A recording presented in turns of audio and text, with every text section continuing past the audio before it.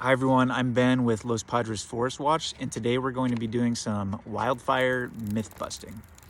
There are a lot of topics that we want to cover here, so we're going to be taking this one step at a time over a series of videos. But today, I want to spend a little bit of time talking about fuel breaks.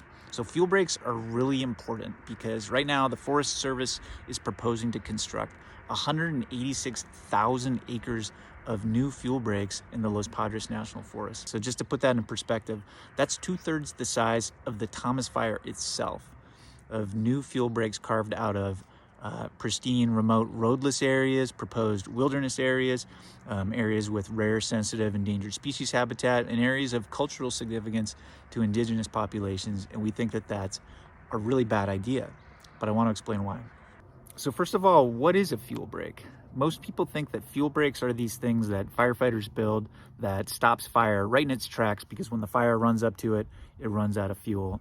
And that sounds like a great thing, right? Why wouldn't we want more of that? Well, that's actually not exactly how it works.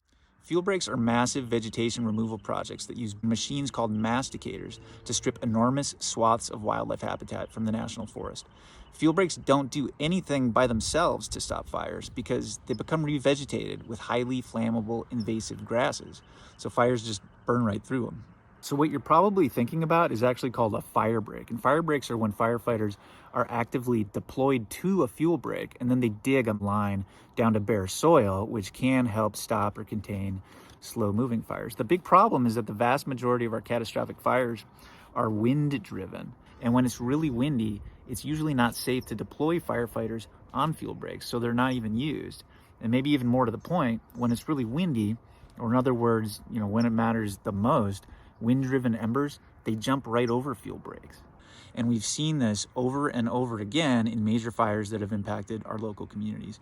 Fuel breaks are rarely effective. The truth is that even firefighters and the U.S. Forest Service itself admit that fuel breaks aren't at all effective in stopping wind-driven fires, and that severe weather is the number one cause of nearly all catastrophic fires we've recently experienced in California. So look, do fuel breaks help sometimes, and are they potentially one tool in the toolbox that, we should have available in certain circumstances to help keep communities safe? Sure, but maybe there are real strategic places where we should be focusing that energy, probably near the wildland urban interface, or in other words, nearby urban communities, not out in remote, pristine areas of our national forests where they're not going to be effective and probably won't ever even be used, but they will be impactful to our ecosystems.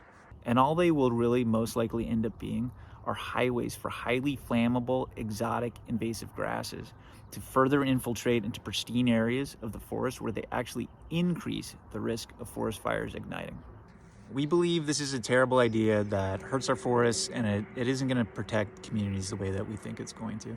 We think that that money should still be invested in our communities, but towards things that are actually proven to make a difference, like home hardening and defensible space, which nearly all firefighters and fire safe councils agree are the best ways to protect communities. Help stop the spread of forest fire myths. Share this post and sign our petition to save the Los Padres National Forest. Visit protectourforest.org to learn more.